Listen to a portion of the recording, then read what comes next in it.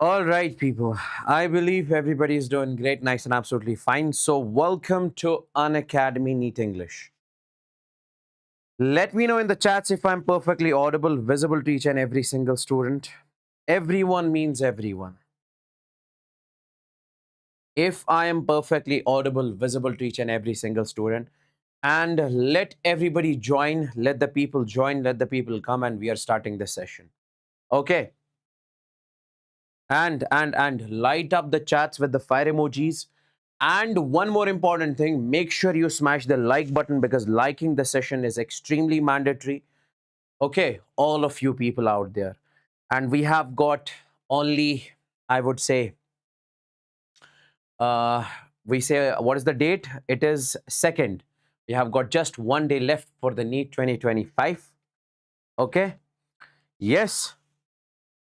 So, guys, shall we start the today's session?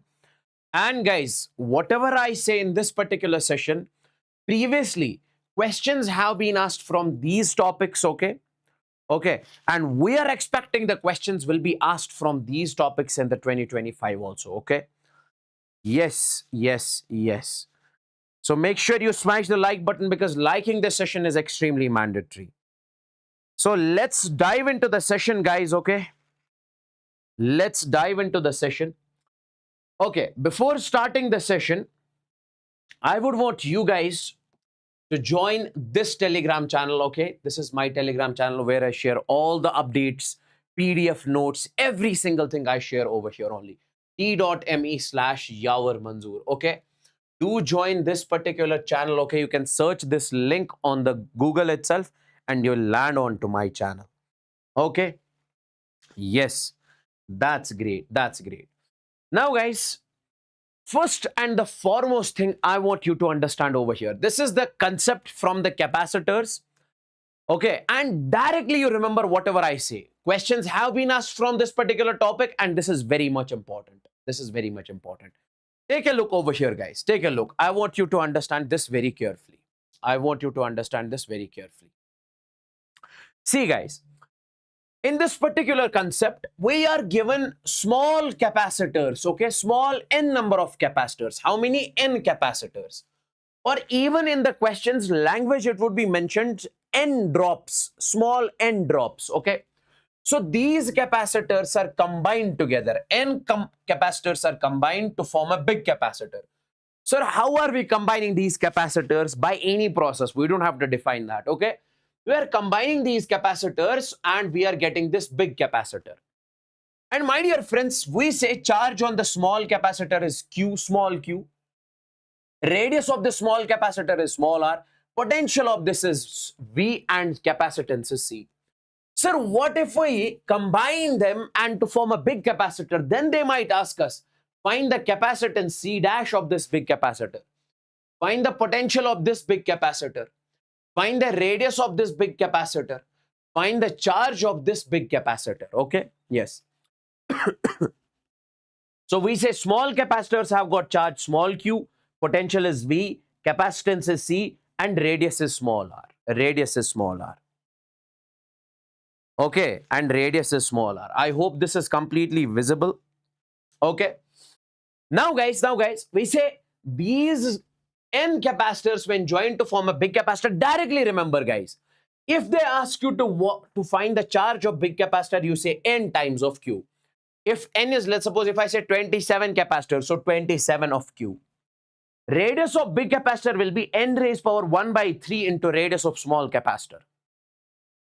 Then we say capacitance of big capacitor will be n raised power 1 by 3 into capacitance of small capacitor. Then we say potential of big capacitor will be n raised power 2 by 3 into voltage of small capacitor. Now guys, take a look at the question. Sure, this question was asked in, we say, NEET 2021. 27 drops of small size charged at 220 volts. So we are given over here 27 drops. Okay, what is the value of n? N is 27. 27 drops are joined together to form a big drop. Okay, 27 drops are joined together to form a big drop. We are supposed to find the potential of big drop. And potential of small drop is given as 220 volts. Okay, this is given. Now I have told you guys, what will be the potential of the big drop if n capacitors are joined? N raised power 2 by 3 into V. So we can write over here V dash will be n raised power 2 by 3 into V. Done. One line question. So you guys will say V dash will be n. What is the value of n? That is 27. So we'll be writing over here 27, 2 by 3 into V. V is the potential of the small capacitor, that is 220. Because small drops are charged at 220 volts. Now guys, can I write it like this? This will be 27. I can write it like this. It is 1 by 3 into 2. 1 by 3 into 2, okay? Or that will be also 2 by 3. Now guys, in this particular case, this is cube root of 27. So what is the cube root of 27? So you will be saying over here, cube root of 27 is 3. 3 into 3 into 3. That is 27. So now 3 square into 220.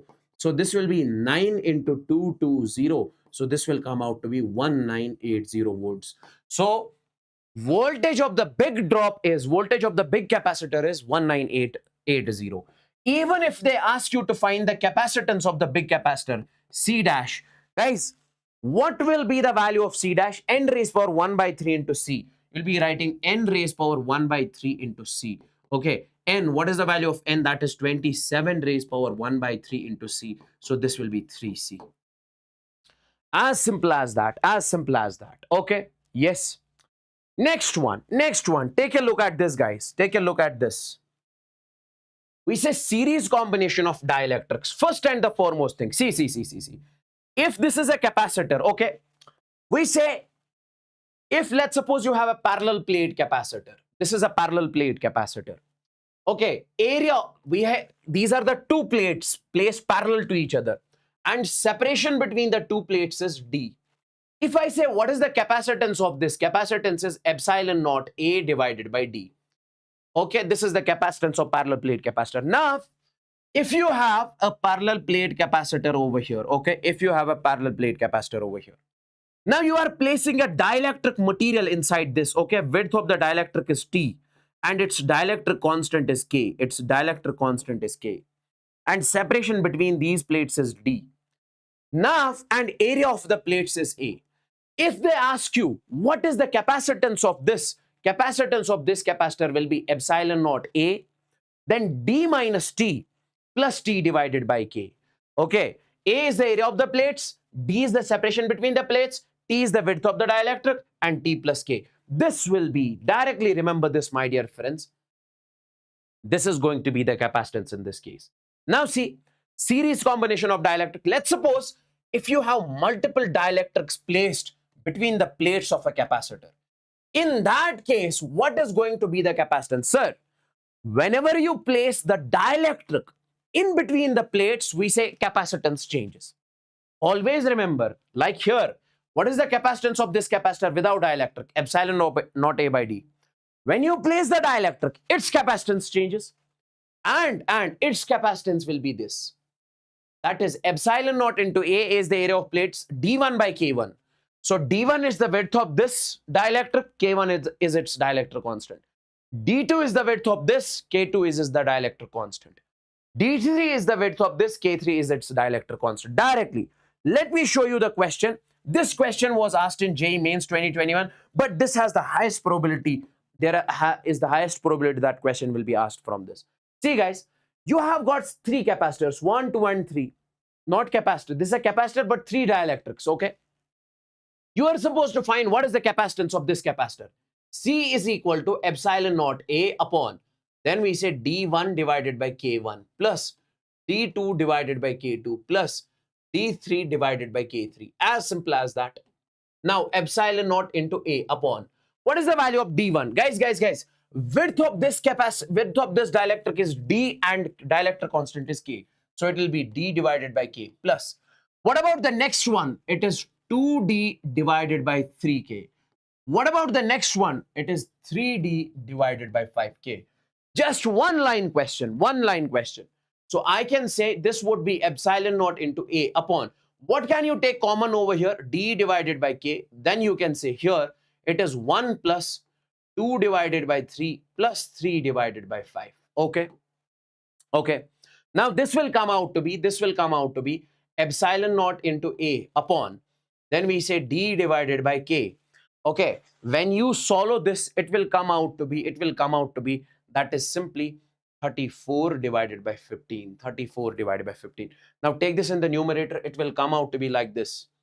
That is 34, or it'll come out to be, yeah, it'll come out to be, if you take this in the numerator, that is 15 divided by 34 epsilon naught A upon D into K. Okay, and this K will also go in the numerator. Okay, because 15K will go in the numerator. So option A is matching over here. Option A is matching. Yes, exactly. Yes, exactly.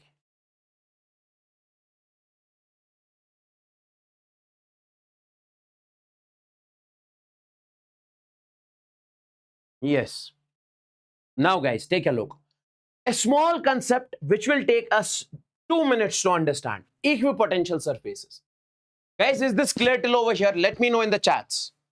Let me know in the chats with the fire emojis. Is this clear? Is this clear, guys?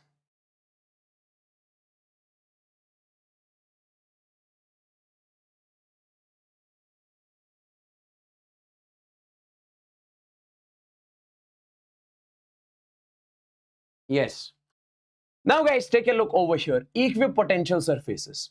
We said that surface upon which potential is same everywhere. That surface upon which potential is same everywhere is called equipotential surface. Like, if I say, if I say, this is a charge over here, okay? We say, sir, from this charge at this point, potential will be kq by r at r distance. Sir, if you go at this r distance, it will be same kq by r. At this r distance, kq by r. At this r distance, it will be kq by r. At this r distance, it will be kq by r. If you join all of these points, okay, it will become a spherical ball. So this will be an equipotential surface, okay? So potential at every point will be same over here, okay? The potential difference between the 2 points on an equipotential surface is 0. Obviously, if I say what is the potential over here, that is kq divided by r. What is the potential over here? Kq divided by r. What is the difference? Kq by r minus kq by r. So difference will be 0. By the way, this point, electric field is perpendicular to equipotential surface at all the points. This question was asked in Neet 2022. Guys, this is the equipotential surface, okay? This is the direction of electric field away from the charge. What is the angle between equipotential surface and this electric field? That is 90 degrees. So we say electric field is perpendicular to equipotential surface at all the points, okay? No work is done in moving the charge from on an equipotential surface. If you take a charge from this point to this point, we say you don't have to do any sort of work when it comes to the equipotential surface.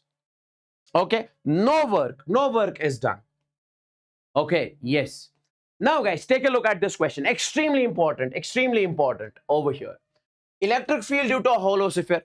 Guys, when it comes to a hollow sphere, I want you to understand, this is the last topic from this electrostatics portion. Okay, I have put up the topics from all the chapters. Now, guys, take a look over here. This is a hollow sphere, means a football which is hollow from inside, and charge is q is present on this one. You are supposed to tell me what will be the value of electric field outside the sphere. So outside the sphere, it is kq divided by r square. So outside it is inversely proportional to r square. And when it comes to the surface, at surface, value of small r is capital R. Okay, so put over here capital R, it will be kq divided by capital R square. And when I say inside there is no charge, so electric field inside the hollow sphere is 0. Let's make the graph. Graph would be something like this. Guys. From center to surface, we say electric field is 0. Okay. Then outside it is inversely proportional to R. This will be the graph. And this graph is very important. Many times asked in the. Very important. Very important. Okay. Next. Electric field due to a solid non-conducting. Okay. We'll be taking only 2 hours. 2 hour session. Okay. 1.5 to 2 hours. Yes. electric field due to a solid non-conducting sphere. Solid means in which charge is filled inside. When it comes to the hollow, charge is present on the surface only. In case of solid sphere, charge is present inside also. Now guys, we say radius of this is capital R. You have to first find the electric field at outside point at small r distance. It will be same, sir, kq divided by small r square. Sir, what about surface? On surface, we say R is equal to capital R. So it would be kq divided by capital R square. And when I say inside it is kq into R, small r. Small r is the distance where you have to find the electric field inside. Okay. For outside point, small r is greater than capital R. For inside point, small r is less than capital R. So inside electric field is going to be kq by r cube into R. I hope this is clear. And if you ask me the graph, guys, take a look. Outside electric field is inversely proportional to R square.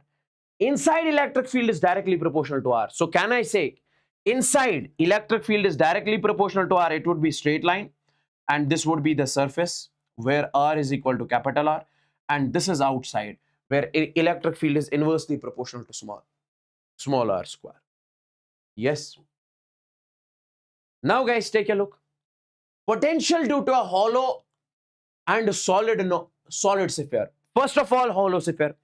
Guys, when it comes to the hollow sphere, and this graph is also important, guys, very important, very important. Take a look over here. Potential due to a hollow sphere. This is a hollow sphere, okay? Charge is present on the surface. At outside point, at small r distance, potential is going to be kq divided by small r. When it comes to the surface, it is kq divided by capital R. See, here it is not r square. In case of electric field, it was kq by r square. But in case of potential, it is kq by r only. And here, it is kq divided by capital R.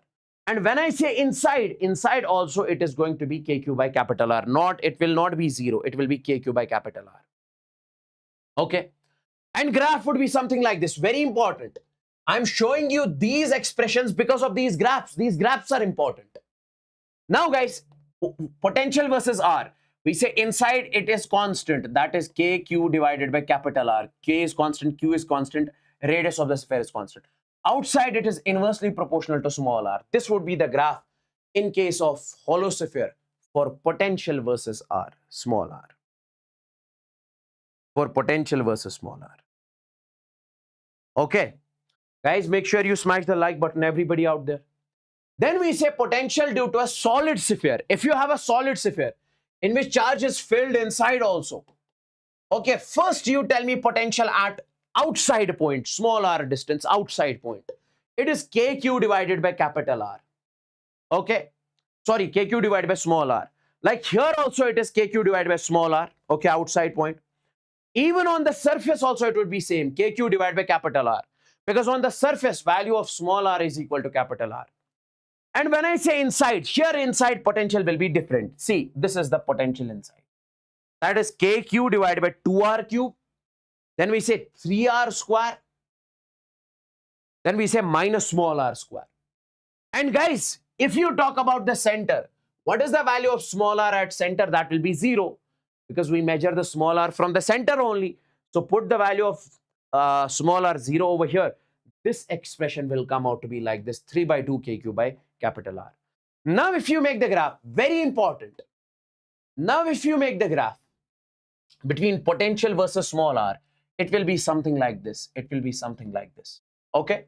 So basically at the center, potential is going to be maximum 3 by 2 kq by R. Then we say on the surface, it is kq by R. Then we say outside, see, till here it is inside. Till after this, this is outside. Outside it would be this. Very important graph, very important. Keep this thing in your mind. Now let me show you a question over here. Guys, see, you have got two hollow cylindrical spheres, okay? You guys are supposed to tell me in this particular case, what is the net electric field due to two spheres at A, at point B, at point C? What is the net potential at A, B, and C? Combination of 6 questions. Very good question. Take a look. Guys, first and the foremost thing in this particular case, let's talk about electric field. Let's talk about electric field. Electric field. Let's find the electric field at point A. Let's find the electric field at point A. Guys, electric field at point A.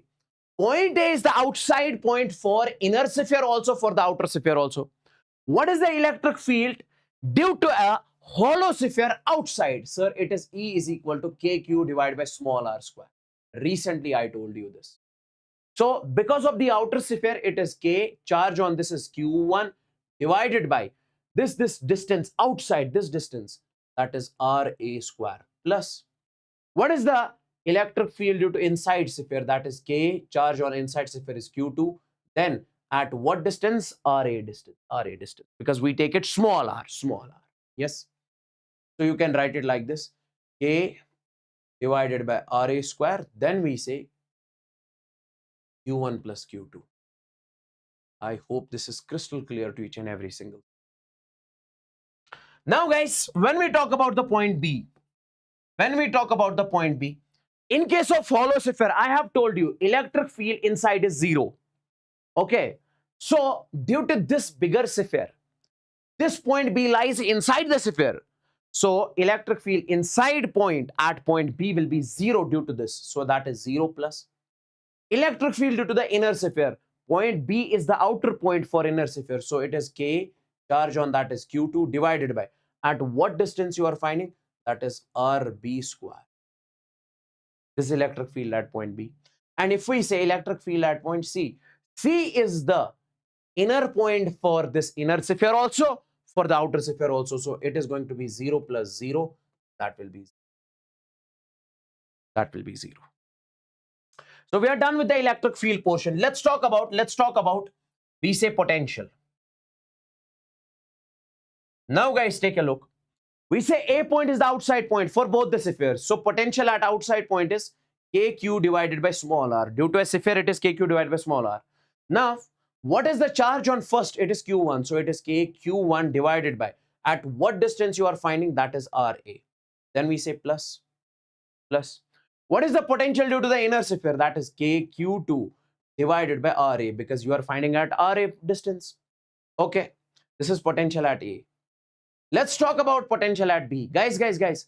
I have told you, when it comes to the potential at B, B point is the inner point for the bigger sphere, outer point for the inner sphere. Yes, sphere, bro. How do you pronounce it? There is only one day left for your Neet, and you're telling me what is the correct pronunciation of this? Come here. Huh? Are we learning English here?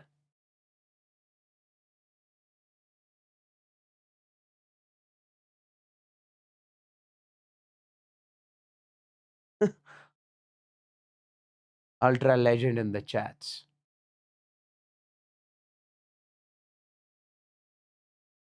Now, take a look. At point B, we have this point B lies inside this bigger sphere over here. And when it comes to this sphere, so it lies outer, this is the outside point for this inner sphere. Now guys, see, in this particular case, when I say, due to the bigger sphere, let me show you over here. If we talk about the hollow sphere, whatever is the potential on its surface, same will be inside, KQ divided by capital R, where R is the radius. So can I say in this particular case, because of the bigger sphere, you can say it is KQ1 divided by, what is the radius of this one? That is R1. So whatever is on its surface, same will be inside also. Okay. Now, take a look. Then we say plus. Because of this inner sphere, can I say it is going to be KQ2 divided by, this is the outer point, so it would be RB over here. Yes. Now guys, let's find the potential at point C.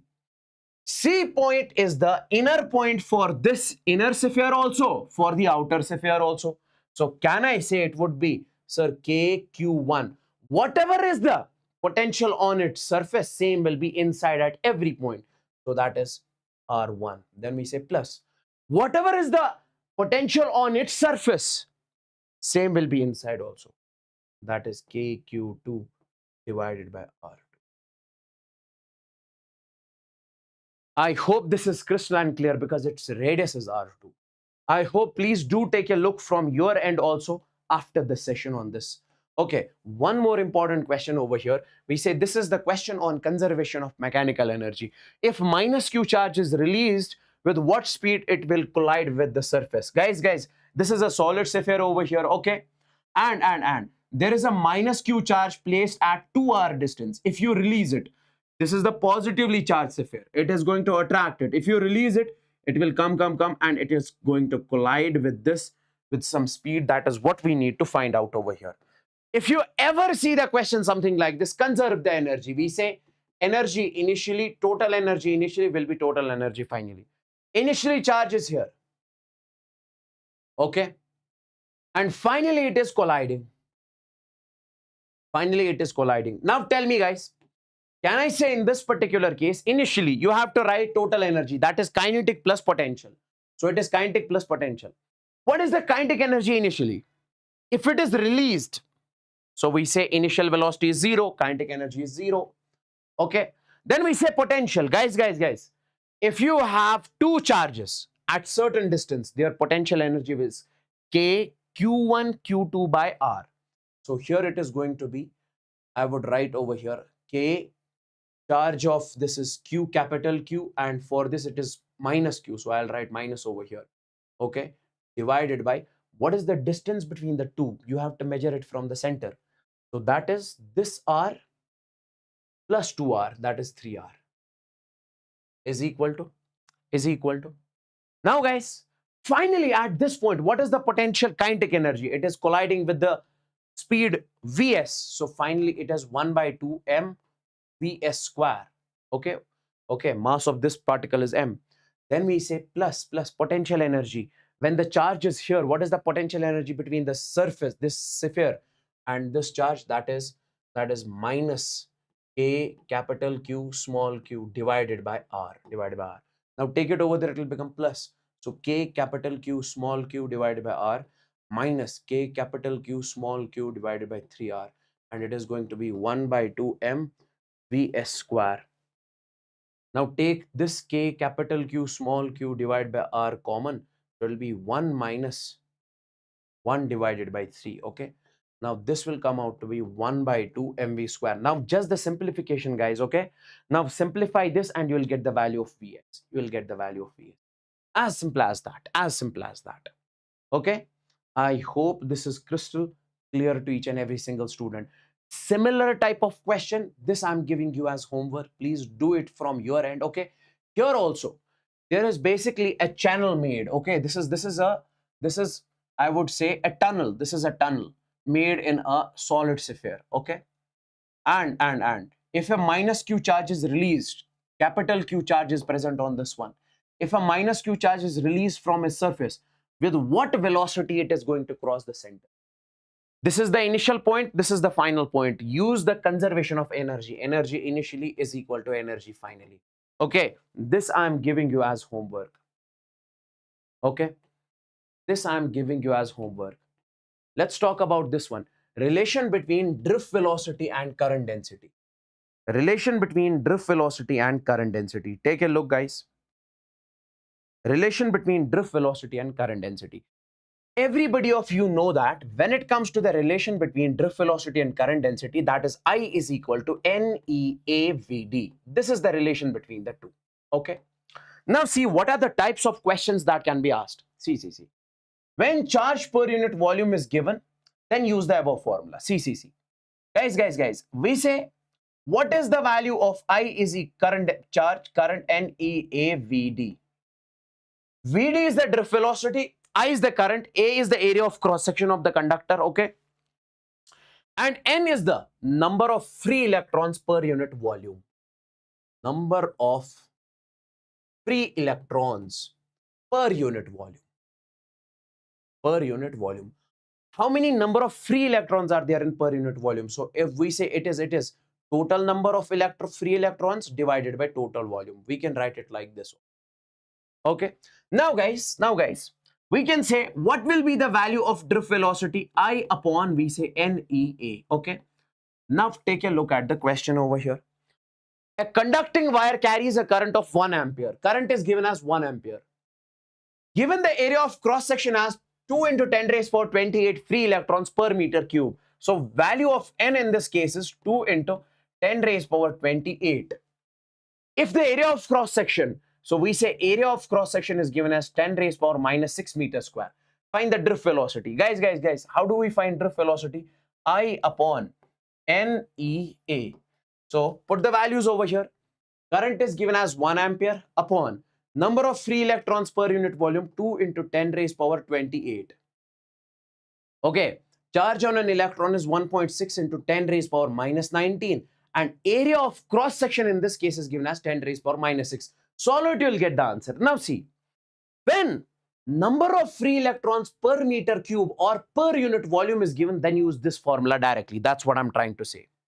Now guys, we say when free electrons per unit length is given. See, in this case, how do you find? We say current I is equal to like this. We say drift velocity, it would be I upon NEA. Okay. Now here you can write it like this. Drift velocity, it is I upon. This is number of free electrons per unit volume. How do we write it? This is total number of electrons divided by total volume into E into A. Now guys, tell me one thing. We say in this case, this A and this A will be cancelled. So this will come out to be I upon N divided by L into E. What is this N by L? This is number of free electrons per unit length. So when free electrons per unit length is given, in that particular case, you'll be using this formula to find the drift velocity of electrons. We say N divided by L into E. Direct. Like, take a look at the question. A wire carries a current of 1.6 ampere. So current is given as 1.6 ampere. If free electrons per meter are given, we say 2 into 10 raised power 24. So we say number of free electrons per unit length. Per meter it is saying. It is not saying per meter cube, per meter. So it is, I can say 2 into 10 raised power 24. Now how do you find the drift velocity? Drift velocity I upon N divided by L into E. Now see, current is given as 1.6. N divided by L is given as this. Charge on an electron is 1.6 into 10 raised power minus 19. Put the values and get the answer. So basically you have to take care of one single thing. What is that? What is mentioned over here? If free electrons per meter are given, means per unit length. And in the previous question, if free electrons per meter cube is given, okay, this per meter cube means number of free electrons per unit volume it is mentioned. Take a look at this question. See guys, force on, okay, you have got two parallel wires. Guys, this is a wire 1 in which current I1 is flowing. This is another wire 2 in which current I2 is flowing. Okay, these are the two parallel wires. Okay. Now in this particular case, we have to, whenever the two parallel wires are placed, we say parallel to each other, both are carrying the current, we say they apply the force on each other. Okay. Now force between the two parallel wires will be this. F is equal to mu naught. Okay. Mu naught. This is permeability, like you have in electrostatics permittivity. I1, I2. I1 is the current in this one. I2 is the current in this one. 2 pi capital R. Okay. R is the distance between the two into L. Okay. L is the length of this particular wire, second wire. This is infinitely long. Length of this is L. Okay. Now if I say, sir, what is the force per unit length? This force is the force on the entire wire, on the whole wire. But if I take its unit length, what will be the force on its unit length? That will be force per unit length, force divided by length. So what is the force? Mu naught I1 I2 upon 2 pi R into L, this L, divided by length L. This L and this L will be cancelled. So it will be mu naught I1 I2 upon 2 pi R. This is the force on the unit length of this wire due to this wire. Let's take a look at this question. This was the question which was asked in Neet 2017 on the same topic. We say you have got three wires. Okay, this is wire A, wire B, wire C. And what does this dot actually mean? It is like this. You have got You have got over here wire A. Okay, this is a dot. Dot means it is coming out of the board. Cross means it is going inside the board. You have got this wire B and you have got this wire C. This distance is given as D. This distance is given as D. Now, my dear NEET aspirants, you are supposed to find the magnitude of force per unit length on the middle wire on this one. Guys, see. And when I say the direction will be simply. This wire will be attracting this wire. If current is flowing in the same direction, the two wires will attract each other. As simple as that. As simple as that. Now, here, we say the direction of the wires is same. We have to find the force on this one. This wire will attract it towards itself with a force F. And what will be the value of this F? This F will be mu naught I1, I2. Current in all the three wires is given as I. So I into I1, I2, I into I is I square. Divided by 2 pi into D. Distance between them is 2 pi into D. This wire will be also attracting it towards itself with a force F. This force will be also same. That is mu naught I square upon 2 pi into D. Now, on this wire, you have to find the net force. See. On this wire, one force is acting in this direction, that is F. Another is acting in this direction, that is F. Angle between the two is 90. We say if the angle between the two similar vectors is 90, in that case, we say resultant is root 2 of that vector. That is F. Now, this is a root 2, and then this is a root 2, and then this F, instead of F, you can say this. So, mu naught I square divided by 2 pi into D. Okay, mu naught I square upon 2 pi into D. Option is not matching. Let's do one thing. See. It is a root 2 divided by 2 mu naught I square divided by pi D. Multiply with root 2 and divide with root 2. So root 2 into root 2 becomes 2. That 2 will be cancelled with this 2. The final answer will be, that is mu naught I square divided by we say root 2 pi D. Mu naught I square divided by root 2 pi D. Mu naught I square divided by root 2 pi. Guys, is this clear? Please let me know in the chats with the fire emojis. Everybody out there,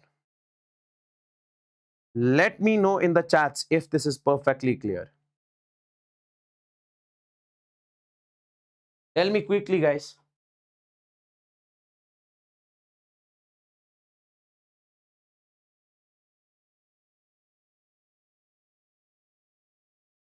Magnetic field due to a solenoid. Magnetic field due to a solenoid.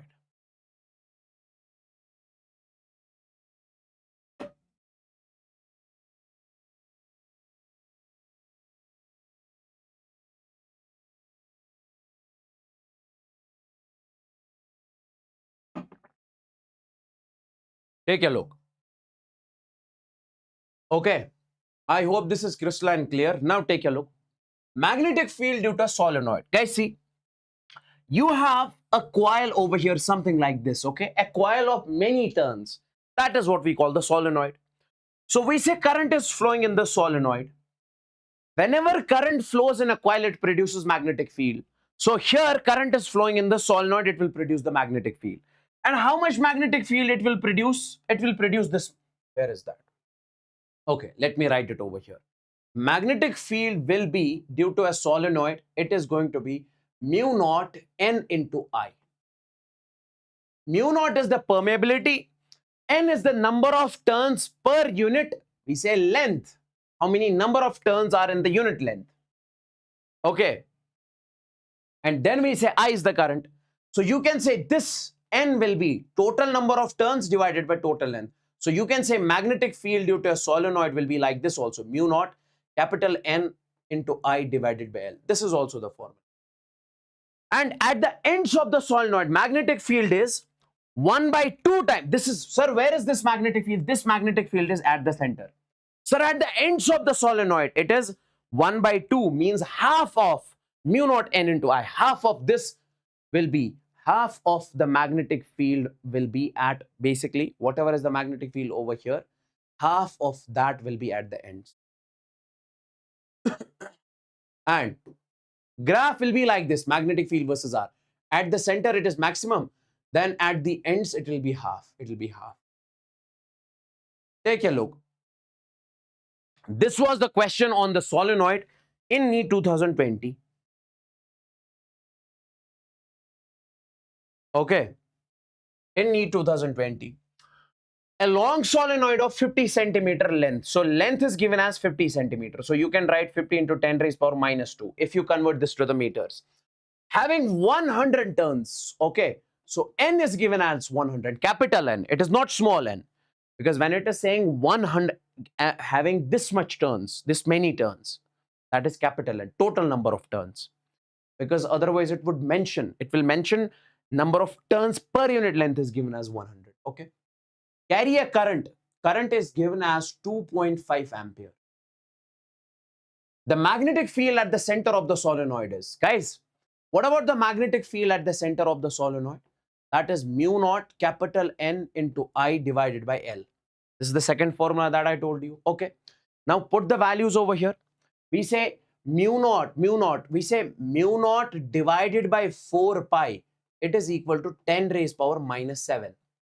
Now, if you take this over here, so value of mu naught will come out to be 4 pi into 10 raised power minus 7. Now, put it over here. Instead of mu naught, it is 4 pi into 10 raised power minus 7. Then we say value of N, it is given as 100. Value of current, that is given as 2.5. And divided by length of the solenoid, that is given as 50 into 10 raised power minus 2. Okay. Okay. Now solve this and get the value of the magnetic field. And one more important thing, this question is exactly same that I'm giving you as homework. Exactly same. Here in this particular case, you are supposed to find the current. See. A long solenoid of 800 turns and a field density of this much. Magnetic field in this case is given. Total number of turns is given, that is capital N. And this is the length. See, we say magnetic field is mu naught N into I divided by L. Take this over here. So this will be B into L divided by mu naught into N. This will be the current. Now put the values and get the value of current. I have shown you the equation here. One more important topic. That is vibrational magnetometer. It is that device which is used to calculate the magnetic moment. Guys. We say, let's suppose if I'm taking a bar magnet over here. Okay, this is, let's suppose, the North Pole and this is the South Pole. And similar, this is what we call the magnetic dipole. This is what we call magnetic dipole. Sir, what is electric dipole? If you have heard, sir, we have got positive charge, we have got negative charge. This is what we call the electric dipole. Okay. And this electric dipole was having the magnetic moment. Okay. And sorry, electric dipole moment, that is P. P was the electric dipole moment over here. Here we say M is the magnetic dipole moment, capital M. Okay. So electric dipole moment, magnetic dipole moment. Similarly, how much is the magnetic dipole moment of a bar magnet? So this vibrational magnetometer will help us in. So basically, vibrational magnetometer has a horizontal magnetic field. Okay, this is a device which has a field in which we put a bar magnet. Okay, so you are putting this bar magnet over here. Let's suppose this is north, this is south. You are putting this bar magnet. It will have a magnetic moment. Let's suppose M.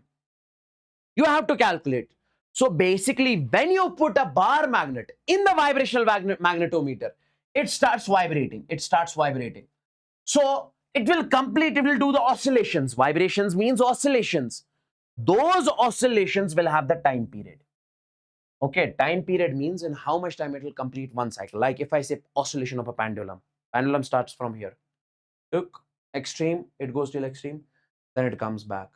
Then it goes till right extreme, then it comes back. This is one time period. See, like T by 4 plus T by 4 plus T by 4 plus T by 4, one time period. So how much time it will take in completing one cycle, one complete oscillation, that is the time period. So that is 2 pi under root of I divided by mb. Okay, so what is m? M is the magnetic moment of this, b is the magnetic field in which you have placed, I is the moment of inertia. Okay, I is the moment of inertia. Moment of inertia you have studied in the rotational motion. Remember it over here, it is I is the moment of inertia. See guys, by this vibrational magnetometer, you can compare the magnetic moment of the two dipoles. Yes. See. If I say, you have two dipoles over here. Okay, you have two bar magnets. You have placed this in the vibrational magnetometer, this one and this one. If I say, sir, time period of this is T1, time period of this is T2. Okay, so means it is completing its oscillation in T1. This one is completing its oscillation in T2. So we say, if I say what is the value of ratio of T1 divided by T2, it is going to be under root of M2 divided by M1. So basically time is inversely proportional to the time period is inversely proportional to the magnetic moment. That's what it is mentioned over here. Okay, yes, M2 divided by M1. Now take a look here. If the two magnets are placed in the opposite direction, in an opposite sense, I would say, like this is the vibrational magnetometer's magnetic field. Here, this, take a look at this bar magnet. This is South Pole here, and this is the North Pole here. This is North Pole here, this is South Pole here. Don't you think it is opposite? Here in this case, we say South Pole, North Pole, North Pole. But if you place the two magnets in the opposite sense, in that case, time period is going to be, that is under root of m1 minus m2 upon m1 plus m2. And in the numerator, this is going to be, we say m1 up by m2. This is going to be the magnetic moments of the two, T1 square plus T2 square upon T1 minus T2. Let's take a look at this question. A vibrational magnetometer, okay, in a magnetic meridian has a bar magnet. Okay, there is a vibrational magnetometer. Okay, I'll show you the vibrational magnetometer, something like this. Okay, the magnet executes its oscillation with a time period of 2 seconds. So this magnet is placed here, its time period T1 is given as 2 seconds. Okay, when it is placed in a magnetic field of 24 microtesla. So magnetic field here is given as 24 microtesla. Okay, when a horizontal field of, guys, this is initially, we say finally, when a horizontal field of 18 microtesla is produced in the opposite direction. Take a look. We say initially this was 24. Finally, you are applying 18 in the opposite direction, 18 microtesla. What will be the net field? 24 minus 18, that will be 6. So finally, net field is going to be 6. Finally, magnetic field is going to be 6 microtesla. Okay. Then the new time period will be, if you place the same bar magnet, what is going to be the new time period? Guys, tell me one thing. What is the value of time period? Time period is 2 pi under root of I divided by mb. We say if we are talking about the same magnet, we say moment of inertia will be same. Okay, magnetic moment of the two magnets will be same. We are talking about the same magnet. 2 pi is constant. So we say time period is inversely proportional to, yes, root b. So can I say T1 divided by T2 in this particular case, it will be under root of B2 divided by B1. Yes, absolutely.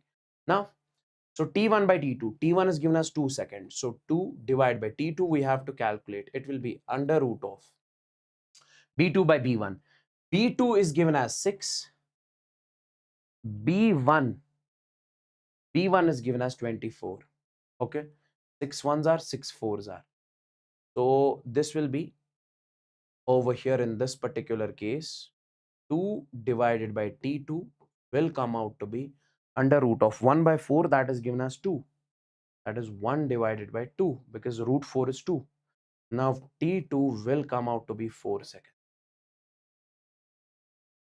Okay. Is 4 correct? Did I make any mistake? Inversely proportional to this T1 divided by T2, B2 by B1. No, 4 seconds is correct. Is this clear? Guys, tell me in the chats. Is this clear?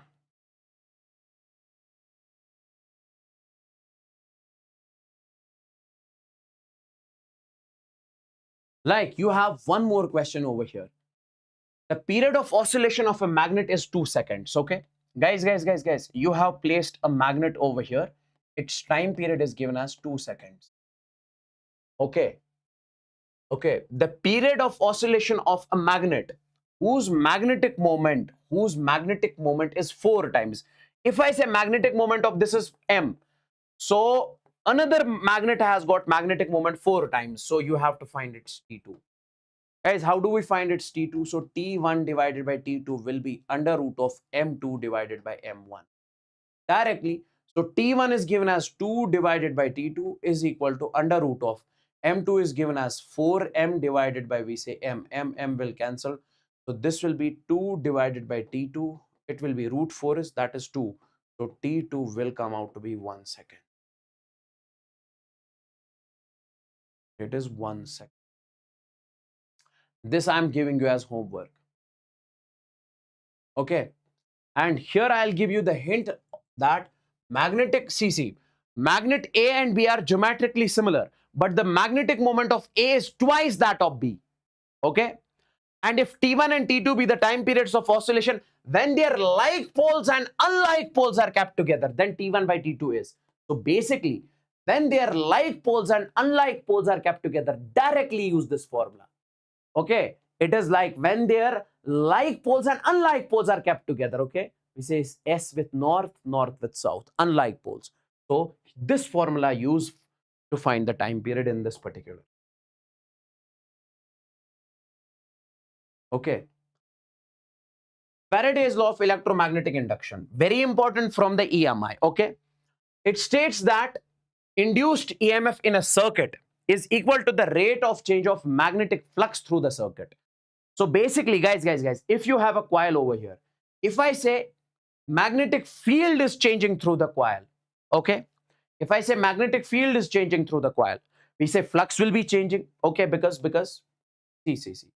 If I say, if you have a coil over here, if I say magnetic field is changing through the coil, if field changes, we say flux changes. And if flux changes, we say current will be produced.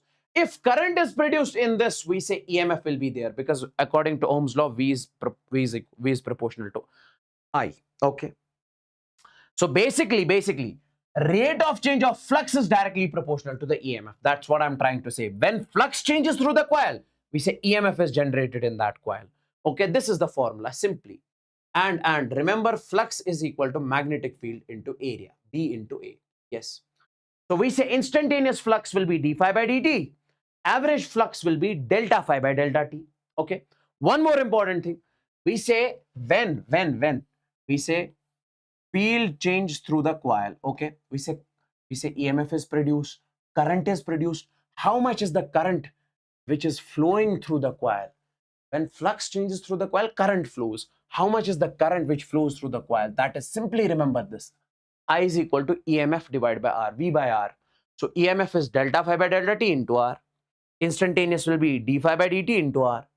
And when current flows, we say charge flows. And how much is the charge flow? Delta Q will be delta phi divided by R. Change in flux divided by radius. Take a look at the question. A conducting ring is placed in an inside time varying magnetic field. There is a ring and this is the magnetic field, okay, which is time varying. This is variable. So means through this ring, this magnetic field is changing. Value of this magnetic field is given as B naught plus alpha T. So magnetic field depends upon time. We say whenever the magnetic field changes through the ring, we say EMF is induced, and that EMF will be, we say, minus d phi divided by dt. So this EMF is going to be, that is minus d by dt of magnetic field into area, because flux is B into A. So this is minus d by dt of, guys, magnetic field. What is the area of the ring? Radius of the ring is R. So it is pi. And what is the magnetic field, by the way? That is, we say B naught plus alpha T. B naught is constant, alpha is constant. And area of the ring is pi R square. What can you take constant? Take the constant out. Okay, pi is constant, radius of the ring is constant. Okay, so minus pi r square. Then differentiation of this, guys, d by dt of d naught plus alpha t. What is the differentiation of constant? That is 0. So for this it is 0. For alpha t, it will come out to be alpha. So it is minus pi r square into alpha. This will be the value of A.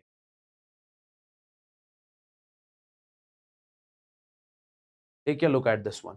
See guys, radius of a circular loop in a perpendicular uniform magnetic field is increasing at a constant rate r naught meter per second. So there is a loop, okay? This loop is placed in a constant magnetic field. Okay, B is constant. But a radius of this loop is increasing. This loop is getting bigger. So here, at what rate? dr divided by dt. With what rate radius is changing? That is r naught meter per second. R naught meter per second. R naught meter per second. Okay. Yes.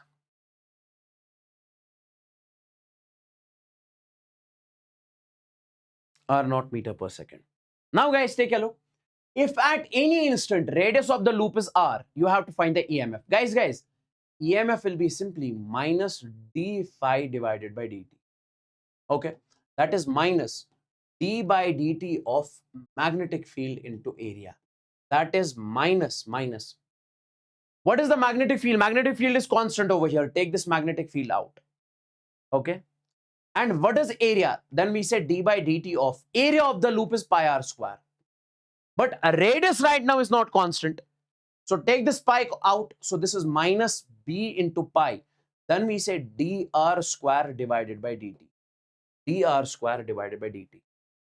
Now guys, you cannot differentiate r with respect to time. So multiply this with the dr and divide this with dr. So you guys will be writing it minus. This is b and then we say pi. And what can I do over here? Take this over here. So this will be, interchange these two. This will be dr square divided by dr. And then we say dr divided by dt. What is the value of dr by dt? Rate of change of radius with respect to time. That is r naught. This is minus b into pi. This will be 2r and this will be r naught. So this is going to be the E.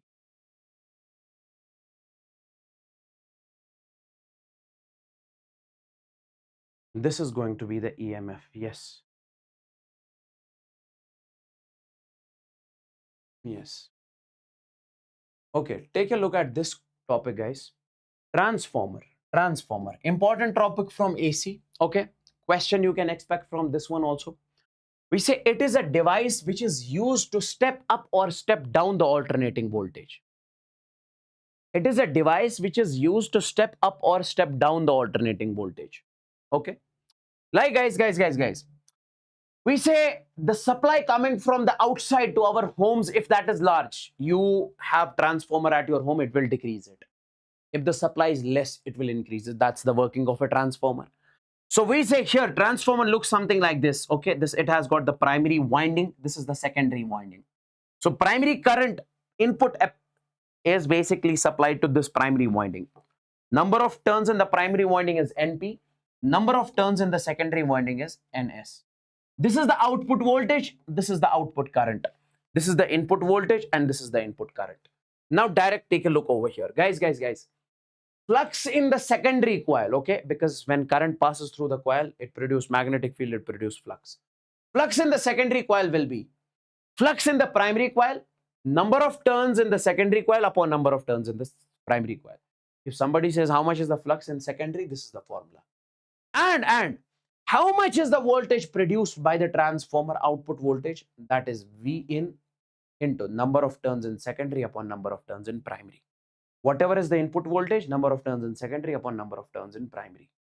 Let's take a look over here. And one more important thing. We say for an ideal transformer, we say power loss is 0. Means its efficiency is 100%. Efficiency is 100%. See. How do we define efficiency? Efficiency is basically efficiency. That is neta. It is power output divided by power input. This is how we define the efficiency. Very important. that you need to keep in your mind. See guys, take a look over here. Let's solve this one. At 220 voltage, input is supplied to a transformer. So voltage input is 220. The output circuit draws a current of 2 ampere. We say output current is 2 ampere. At 440 volts, output voltage is 440 volts.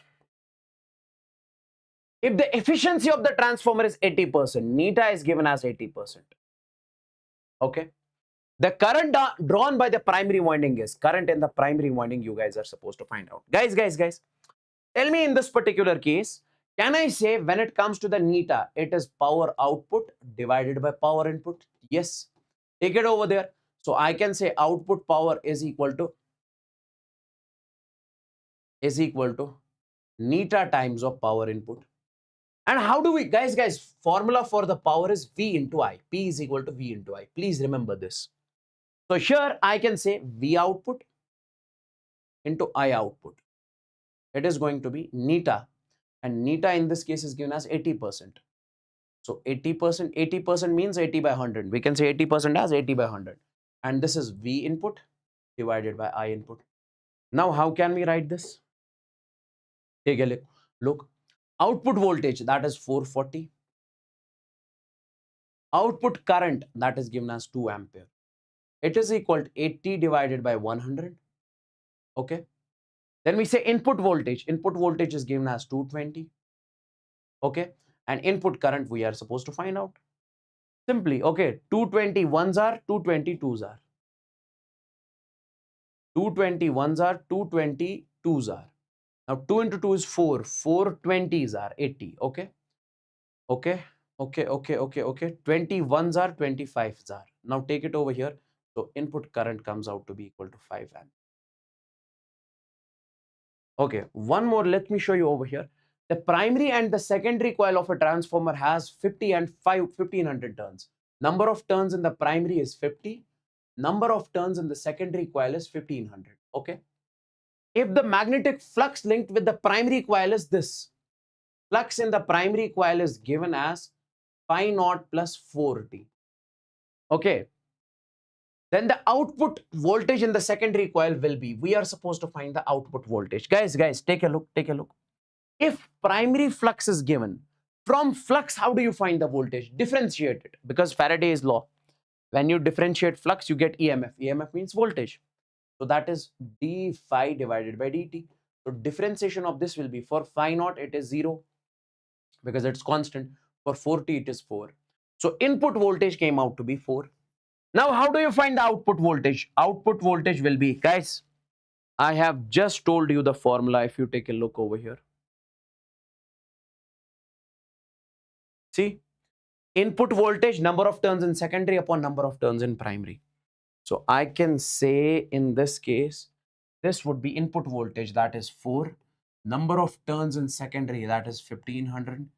Number of turns in primary, that is 50. This and this cancel. 5 ones are, 5 threes are, 5 zeros are. 4 into 0, 0, that is 120 volts. Is this clear?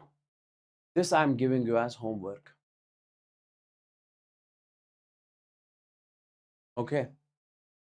A step-up transformer operates on 230 volt supply. See, I'll derive the formula over here, what you need to apply.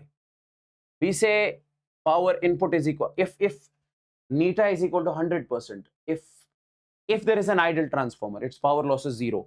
In that case, we say output power will be equals to the input power. So this is V output into I output, V into I, and this is V input into I input. Now see, we can say V output divided by V input over here. Take it over here. This is going to be I output divided by I input. Yes. Now take a look. See, this is the first equation. Second equation we know. So output voltage will be input voltage into number of turns in secondary upon number of turns in primary. Now take it over here. So V output, it is going to be V output divided by V input is equal to number of turns in secondary upon number of turns in primary. Call this as second. Now see, from first and second, V output by V input is equal to I output divided by I input. I made a mistake here. V output divided by V input is equal to I input divided by I output. Okay, now compare the two. You can say, sir, here this I input divided by I output, it is going to be number of turns in secondary upon number of turns in primary. Now, in this question, you need to use this formula and you'll get the answer.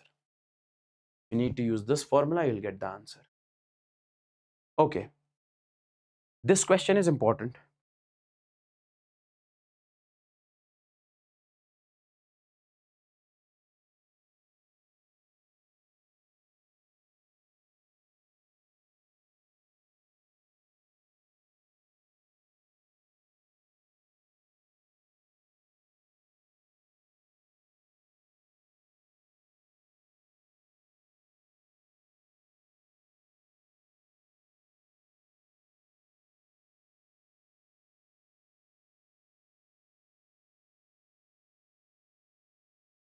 Is this clear?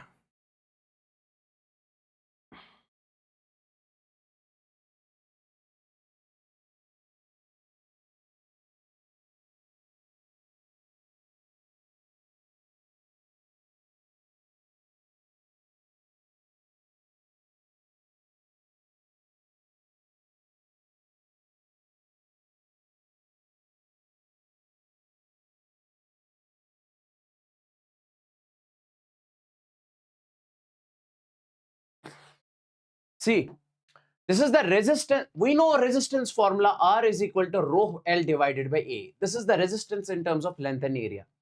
But if you have to find out the resistance in terms of mass and length, that would be this. That would be this. Okay. Resistance in terms of mass and length. Okay.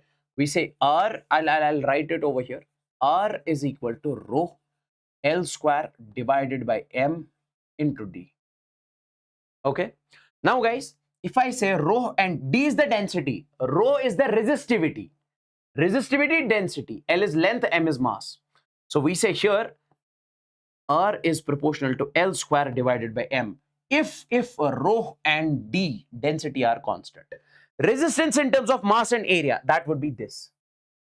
So resistance is proportional to mass upon area square if rho and D are constants. Take a look at the question. Mass of 3 wires is given as 1:3 is to ratio. Ratio is given as 1:3 is to 5. Their length ratio is given as 5:3 is to 1. Their length ratio is given as 5:3 is to 1. We are supposed to find out the ratio of the resistance. See guys, when it comes to the resistance R1 is to R2 is to, we say, R3. Okay. So here mass is given and length is given. So we can say, guys, resistance is proportional to L square by M. So it is L square divided by M. What is the value of L square by M? Okay. L for the first, it is 5 square divided by mass of first 1 is to 3 square divided by 3 is to 1 square divided by 5. Okay. Solve this and get the ratio. Done. Done. One line question. One line question. LCR circuit. Take a look over here, guys. Take a look over here. LCR circuit. That circuit in which inductor is present, capacitor is present, resistor is present. That's called LCR circuit. Okay. And from the AC, only LCR is important. LCR and its resistance and its resonance.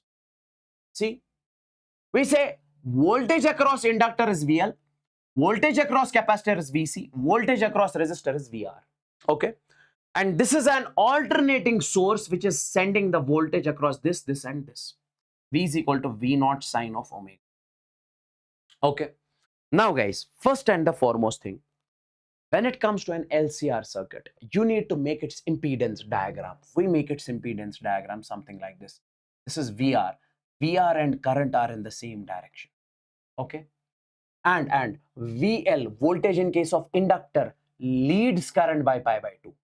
VC lags current by pi by 2. This is called the impedance diagram. Okay, sorry, this is called the phasor diagram. Okay, this is called the phasor diagram. Okay, now, in this particular case, what I'm trying to say is that Let's make the impedance diagram. Let's make the impedance diagram. This is the phasor diagram. And when it comes to the impedance diagram, guys, see.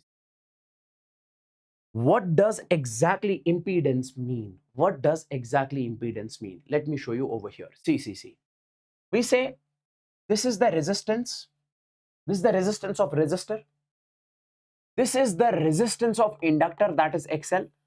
This is the resistance of capacitor, that is XC. Okay. This is called impedance diagram, in which you have to show the, like, inductor also has its own resistance. Capacitor also has its own resistance, that is XC, capacitive reactance, inductive reactance, and this there is. Now, if I say this XL is greater than XC, okay, in an LCR circuit, if I am saying XL is greater than XC, then this would be XL minus XC, this would be R, and resultant of these will be Z. Z is called impedance. Impedance means a net resistance of LCR circuit. Okay, and how do you find this net resistance, guys? It would be under root of this factor square plus this factor square, that is XL minus XC whole square plus R square. And if somebody says what is the value of this phi, that is XL minus XC upon R. And if circuit is if LCR is capacitive in nature, in that case we say this would be the XC minus XL, and this is going to be the resistance, and this would be the net impedance. That is Z is equal to XL minus XC minus XL whole square plus R square, and then we say root. Okay, this is what we call the impedance in that particular. One graph which I wanted to show you, which is important.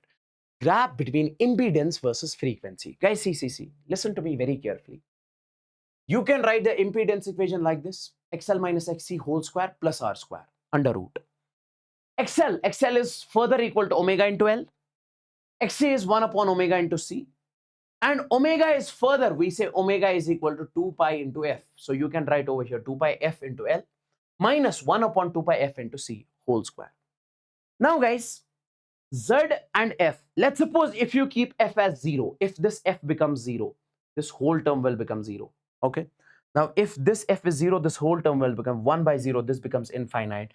So infinite square is infinite, then you put the root, it will become infinite. So when F is 0, Z is infinity. And if F is infinity, so this term will become infinity. Infinity square is infinity, its root will become infinity. And F is infinity, Z is infinity. And when this XL is equal to XC, then this will cancel. So it will be under root R square. This under square will cancel. So Z will come out to be, that is mentioned over. Z will be equals to R. This is called the resonance condition. So in case of resonance, XL will be equals to, what is the value of XL? Omega into L. What is the value of XC? 1 upon omega into C. Now take it over here. Omega square is 1 by LC. So this will be the resonance angular frequency. That is 1 upon under root of LC. Or you can write it like this also. Omega is 2 pi into F is equal to 2 pi into F is equal to 1 upon under root of LC. Take this over here. Frequency will be 1 upon 2 pi under root of LC. This is called resonance. This is called the resonance frequency in case of LCR circuit. Okay. One more important thing. Guys.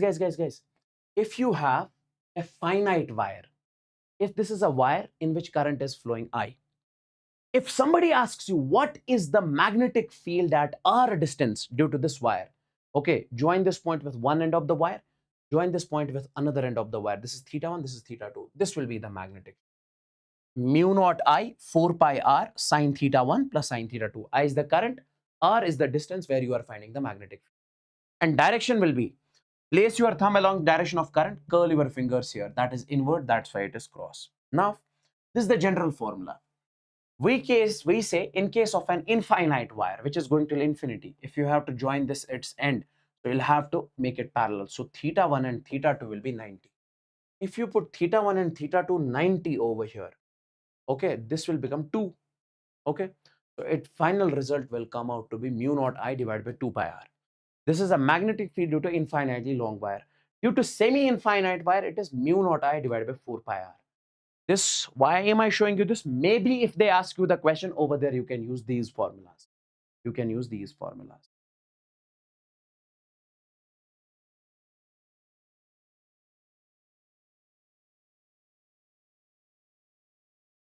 Okay.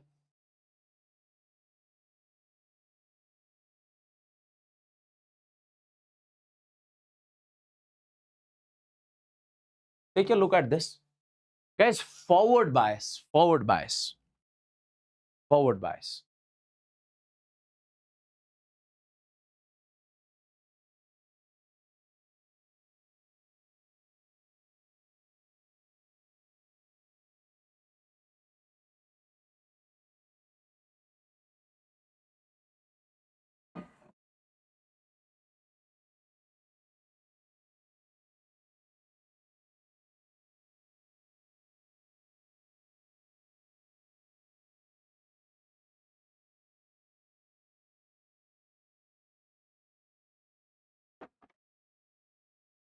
See, guys, this is the p-n junction diode. This is p side of the semiconductor. This is n side of the semiconductor. Directly, majority charge carriers in p side are holes. Majority charge carriers in n side are, in n-type semiconductor, are electrons. Many a times this has been asked the question.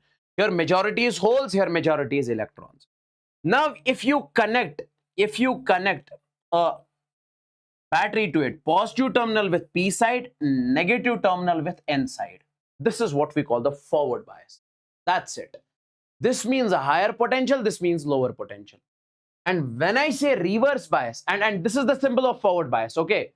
Guys, this is the symbol of p-n junction.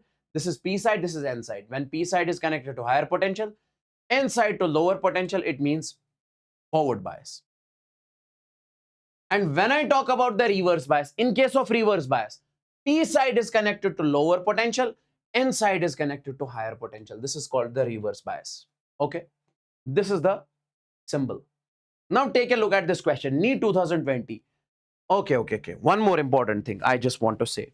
In case of the forward bias, if you connect this positive terminal over here, it will send the positive charge. Holes has got positive charge, electrons have got negative charge. So this positive will repel the positive charge of the holes. This negative charge will repel the electrons, due to which this region in between P and N, this is called depletion region, it will decrease. So simply remember, we say the increase in the depletion region in PN junction diode is due to forward bias. Okay. This is sorry. Reverse bias. Why? Because depletion region decreases. Depletion region decreases in case of forward bias. And when it comes to the reverse bias, we say you send positive charge over here, which will attract the electrons. You send negative charge over here, which will attract the holes. So depletion region will increase. So in case of reverse bias, we say depletion region will. Okay. Now, which one of the following diode is forward bias? Okay, forward. This is P side, this is N side. P side is connected to 3 volts. N side is connected to this. This is reverse bias. So here this is 0, this is -2. So 0, this is higher potential. Okay, this is P side, this is N side.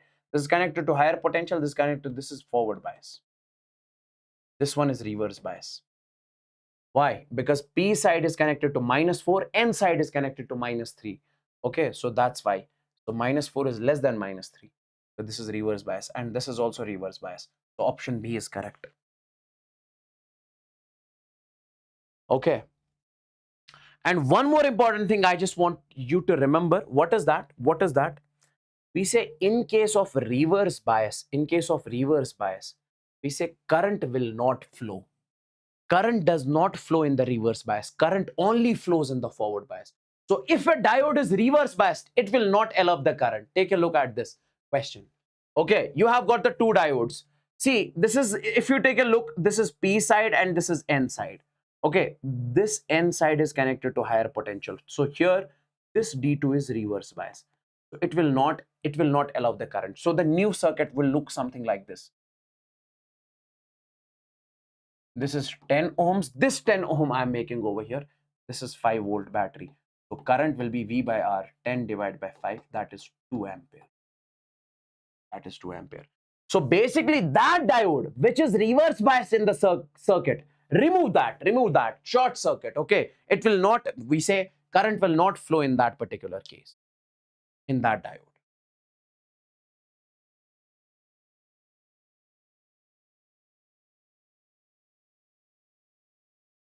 Okay, which of the diode is forward bias? Forward bias, forward bias. This is forward bias because this is P side, this is N side. P side is connected to higher, N side is connected to lower. This is reverse bias. This is also reverse bias. This is also reverse. Option A. Option A. Guys, total energy of an electron in the nth orbit. Total energy of an electron in the nth orbit. If an electron is revolving in the nth orbit of an hydrogen atom, its mass is m, its velocity is v. We say its kinetic energy is minus ZE square upon 8 pi epsilon naught r. Okay. Now guys, in this particular case,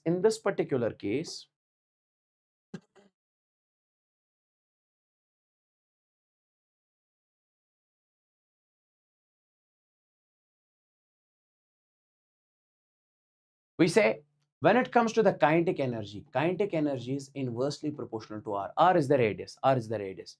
Now, if you keep on increasing the radius, if you send this electron to the next shell, we say kinetic energy will decrease. Kinetic energy is inversely proportional and kinetic energy is positive. Potential energy is minus ZE square upon 4 pi epsilon naught. Okay, minus 4 pi epsilon naught upon ZE pi, minus ZE square upon 4 pi epsilon naught r. Total energy is minus ZE square upon 8 pi epsilon naught r. Potential is negative, total is negative. Guys, take a look. Take a look. I will show you something over here. Very important. We say kinetic energy is inversely proportional to R and its value is positive. We say if R increases, okay, R increases means if you send an electron from first orbit to the second orbit, R will increase. To the third, R will increase. We say kinetic energy will decrease. Okay. When it comes to the potential energy, guys, potential energy is negative. And this potential energy, we say it is ZE square upon 4 pi epsilon naught R. Okay, minus. Now, if you increase R, R increases. If let's suppose, okay, if R decreases, we say potential energy increases. Potential energy will increase, but its value is negative, in negative value. If potential energy is increasing in negative value, minus 4, minus 5, minus 6, means it is overall decreasing. Overall potential energy is decreasing. So if R increases, potential energy, we say, sorry, if R decreases, potential energy decreases. Okay, I hope you are getting me what I'm trying to say. Similarly, when it comes to the total energy, if you say, sir, this R is decreasing, we say total energy will increase because it is inversely proportional. But total energy increases in negative value. Increase in negative value means overall it is decreasing. So total energy is decreasing with. So if R increases, guys, if R increases, remember this was the question asked in J Mains 2021. We say kinetic energy will decrease, potential energy, comma, total energy will increase.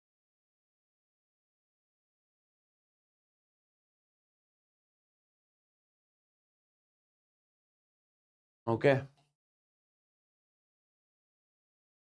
Graph between binding energy per nucleon versus mass number. Guys. Binding energy per nucleon, or we say stability. Okay. We say binding energy per nucleon versus mass number. Experimentally, it has been seen the graph is something like this. Okay. This is the graph. Stability graph versus mass number. Means, see. Guys.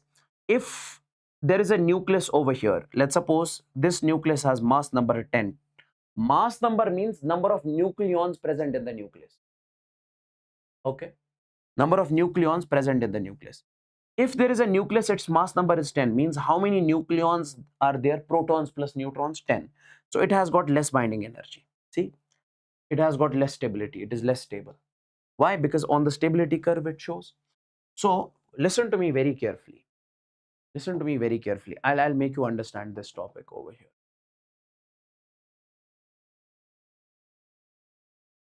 See, we say all those nuclei, which has got the mass number between 30 to 170, they are highly stable.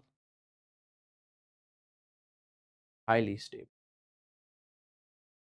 If there is a nucleus mass number less than 30, those are called unstable nuclei. If why? Because see, curve here, curve says less stability. If there is a mass nucleus which has got mass number greater than 170, that is also unstable. So what happens over here? Two unstable nuclei join together to form a bigger nuclei. Let's suppose it has got mass number 16. It has got mass number 16. 16 plus 16 is 32. Yes, now it becomes. So when two nuclei fuse together to form a bigger nuclei so that it attains stability, this process is called fusion. This process is called fusion. Now, when a bigger nuclei breaks into two smaller nuclei to attain stability, this process is called fission. And energy is released in both the processes. Energy is released in both the processes. Okay. Those nuclei which has mass number less than 30 are called lighter nuclei and are unstable.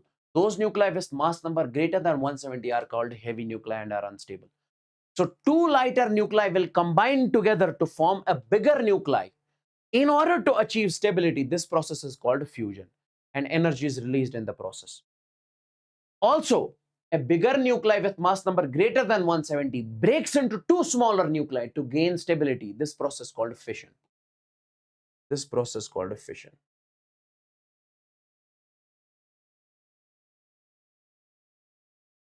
Q value of the reaction. Guys, Q value of the reaction simply means this is how much energy is absorbed or released. Okay, like if you have two nuclei, A plus B, okay, these two nuclei are converted into C plus D, like fusion takes place. Two nuclei fuse together, they form a new nucleus. Like two nuclei are converted to C plus D. This is a nuclear reaction. These are called reactant nuclei, these are called product nuclei. And in this case, we say some energy may be absorbed or some energy may be released in this process. That is called Q value of the reaction. Energy released or energy absorbed in the process. Now see, this Q value of the reaction is, how do you find it? Mass of reactants minus mass of products into C square. Okay, mass of reactants minus mass of products into C square. But in terms of binding energy, you write it like this. That is binding energy of C plus D, that is products. Okay, and this is binding energy of reactants. So what is binding energy? Binding energy is the energy which is used to break the nucleus. If there is a nucleus, you want to break this nucleus. Which energy you guys are supposed to use? Binding energy. Then you can break this nucleus and take these nucleons out. So binding energy of products into binding energy of reactant. As simple as that. Okay.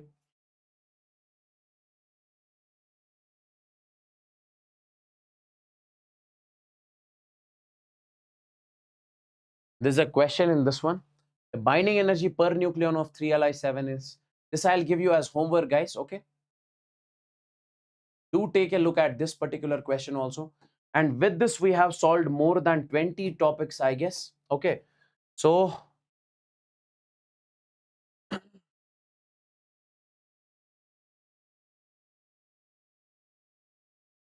with this, we have solved more than 20 topics, I guess. And one more thing I just want to say over here. Take a look. Take a look in this particular case. See, guys. This. So basically, when you define this Q value of the reaction, it is in terms of mass, we say mass of reactants minus mass of products. Okay. That is mass of A plus mass of B minus mass of C plus mass of D. One more thing. Yeah. We say if mass of A plus mass of B is greater than mass of C plus mass of D, we say Q in that case will come out to be positive. Please take a look over here. I'll explain this. We say Q in that case will come out to be positive. Okay. What is Q is positive means energy is released. Q is positive means energy is released. Okay. Means it's an exothermic process. Okay. How? If I say mass of products, mass of reactants is, let's suppose this is 10, this is 5. 10 minus 5 is plus 5. So that's why I'm saying Q will come out to be positive, means energy is released. If I say mass of reactants is less than mass of products, Q will come out to be negative, means energy is absorbed. It's an endothermic process. Let's take a look at this question. In a nuclear fusion reaction, energy is released. Energy is released when Q is positive. Q is positive. Guys, when is the value of Q as positive? Take a look. See. There is another formula. See, in this particular case, this is the Q value of the reaction in terms of binding energy. This is Q value of the reaction, binding energy of products minus binding energy of reactant. Okay, binding energy of products minus binding energy of reactants. If I say, when is the value of Q as positive? Sir, Q will come out to be positive when binding energy of products is greater than binding energy of reactants. Yes. So in this particular question, Q will only be positive when binding energy of products is greater than binding energy of reactants. Otherwise, Q will not be positive. So this is the answer. Okay, let me show you this question also. See. Binding energy per, see, this is the reaction. 3Li7 plus 1H1 gives 2He4 plus 2He4 plus, we say Q. Guys, take a look. I'll make you understand. This is a nuclear reaction over here. You have to find the value of Q. How do we say value of Q? Q is binding energy of products minus binding energy of reactants. See guys, Q is equal to. It says binding energy per nucleon. These are called nucleons. 7, 1. This nucleus has got how many nucleons? 7. This nucleus has got how many nucleons? 1. This has got 4. This has got 4.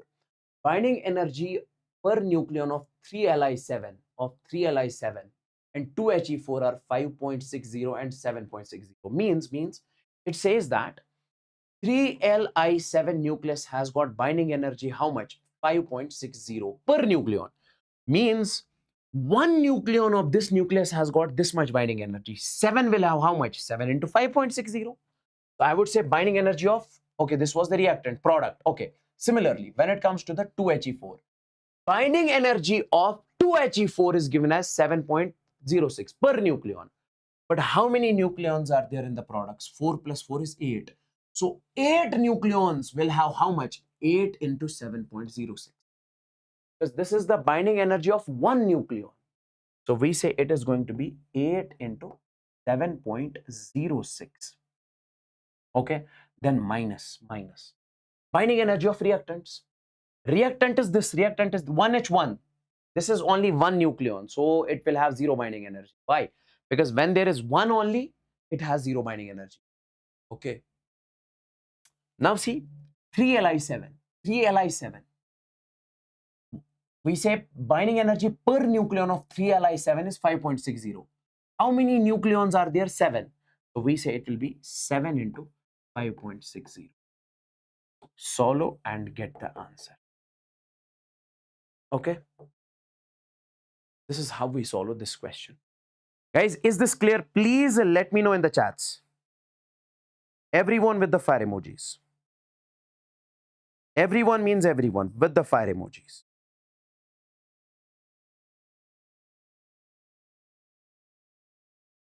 Like here. Binding energy per nucleon for deuteron. See the reaction. 1H2 plus 1H2 gives 2He4 plus Q. You have to find the value of Q. Q will be binding energy of products minus binding energy of reactants. Guys, binding energy per nucleon for deuteron. 1H2 is deuteron and alpha particle. 2He4 is alpha particle. Is X1 and X2. So binding energy per nucleon of deuteron is X1. And for alpha particle it is X2. Means binding energy per nucleon of this one. Binding energy per nucleon of this one. Okay. Binding energy per nucleon of this one is given as X1. Of this nucleus is given as X1. Sorry, X2. Okay. So how many particles are there? 4. So 4 will have how much? 4 into x2. It says binding energy per nucleon, okay, of alpha particle is x2. How many nucleons are there? 4. So 4 will have 4x2. 10 will have 10x2. Then minus. Binding energy of reactants. Reactant. In reactant, how many nucleons are there? 2 plus 2 is 4. So 4 will have how much binding energy? Sir, that is 4 into x1. So answer is 4 into x2 minus 4 into x2 minus x1. Done with this also, forward bias, reverse bias also. Okay, guys, one more important thing I just want to show you over. Simple microscope and compound microscope. Very important from the ray optics portion. Okay.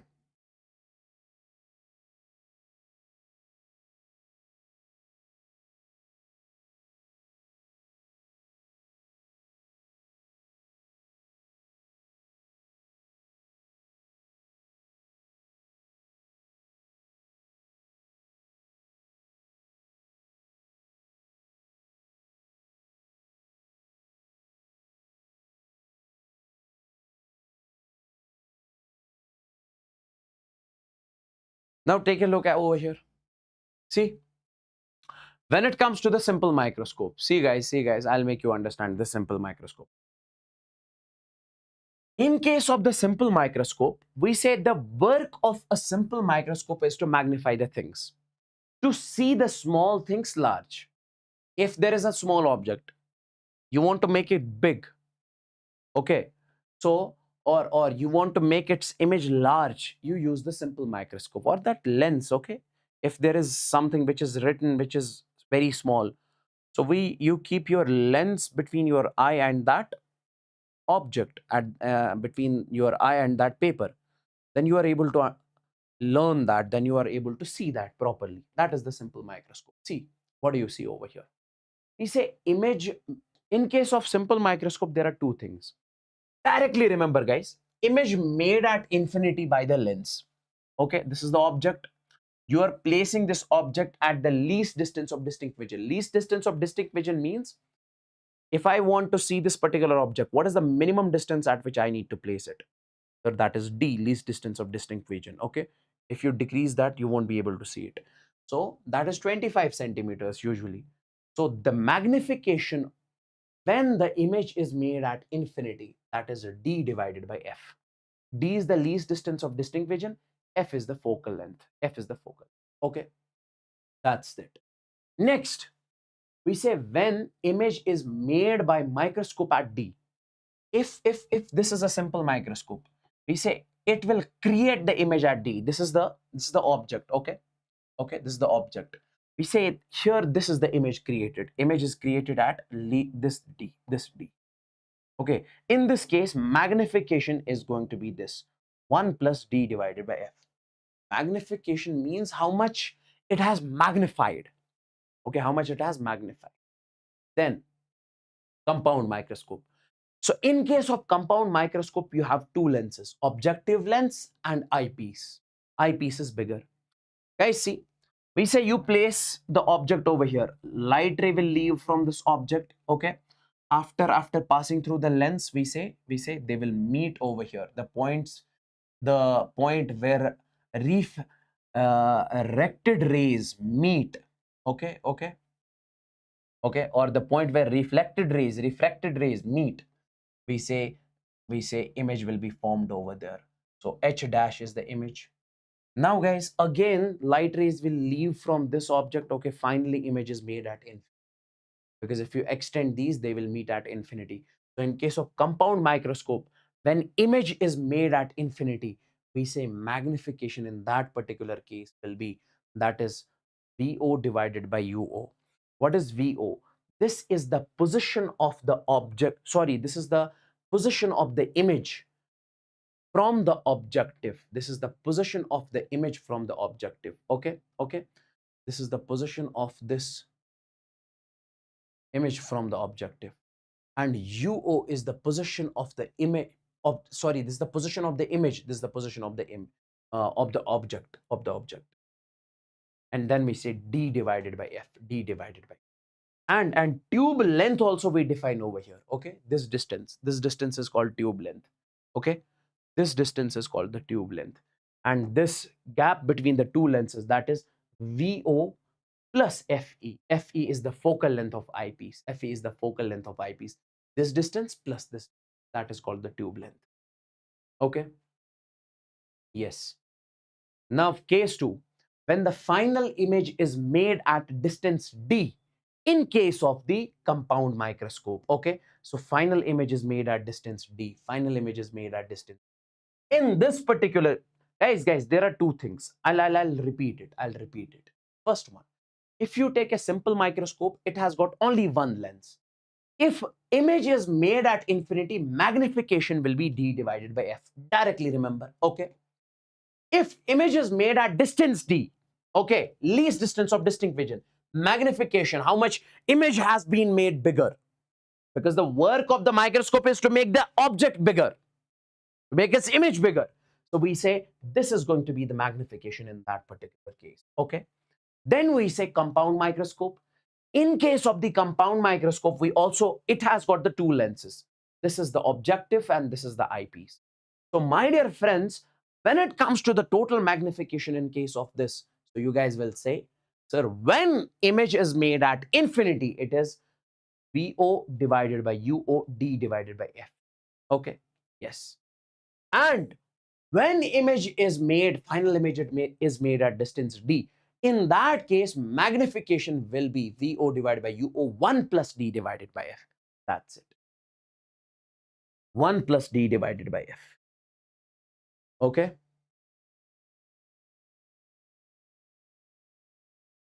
Like this is a question over here. A compound microscope has an eyepiece of focal length 10 centimeters. So focal length of eyepiece is 10 centimeters. And an objective of focal length FO is given as 4 centimeters. Okay. So compound microscope means this is the objective, this is the eyepiece, and object is placed in front of the objective. This is eyepiece. Eyepiece is bigger.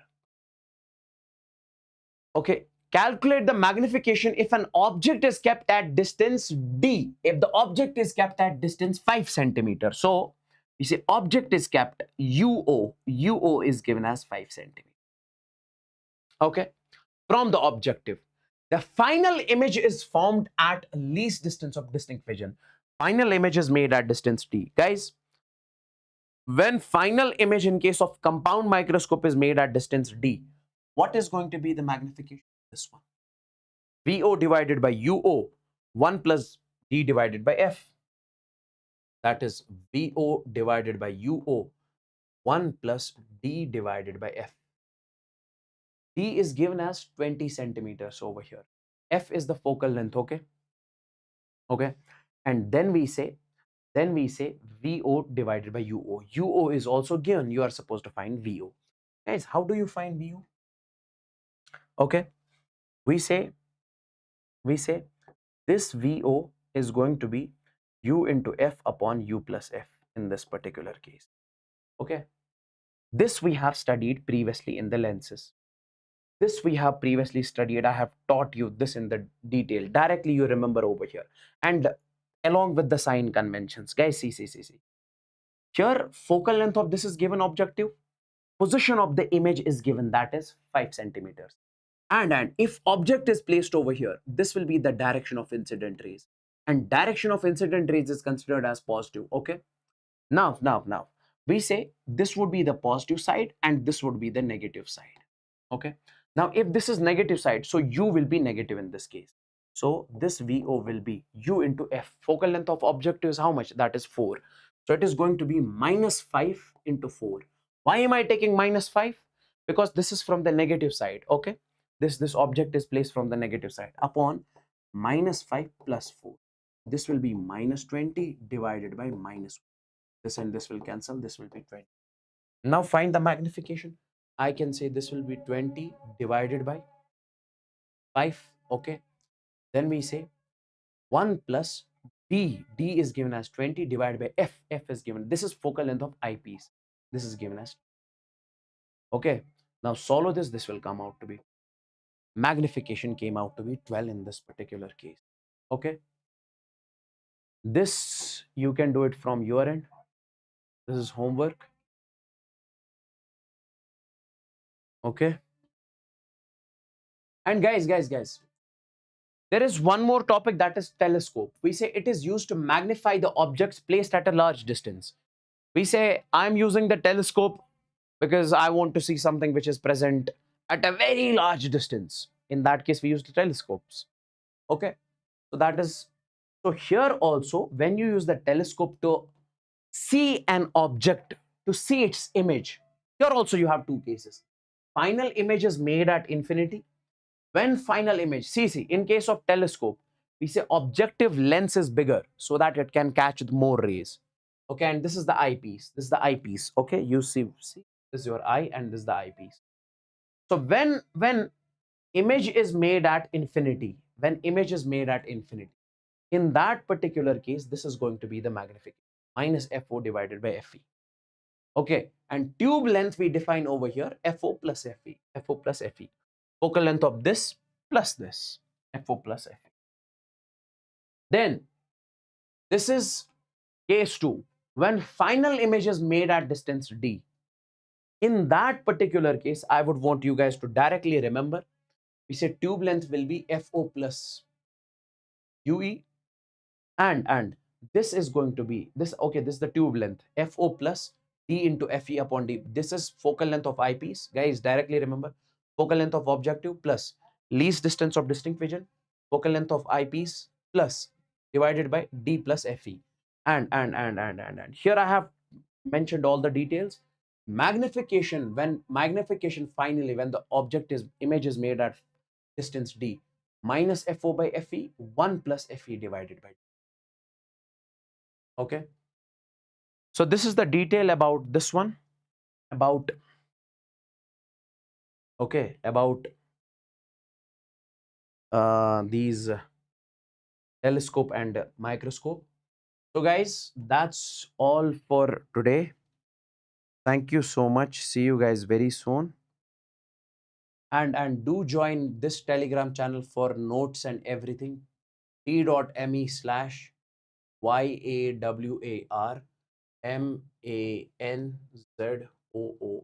Okay, you can join this Telegram channel. So that's all for today, my dear friends. Since you have only one day left for your NEET examination, take care. All the best. Okay, kill it. We have worked hard from past 1 year. So all the best. That is from my side, guys. Okay, I would say thank you. This was the last session of for YouTube on YouTube. Okay, for physics, as far as physics is concerned, paper discussion will be there, but as of now, so I would say thank you. Okay, this heart is from my side, and I would write over here all the best.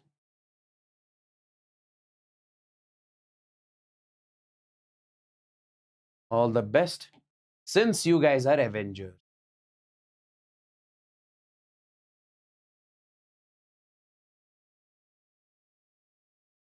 Okay, take care. Take care. Thank you so much. And do let me know in the comments how was it, each and every single thing. Okay.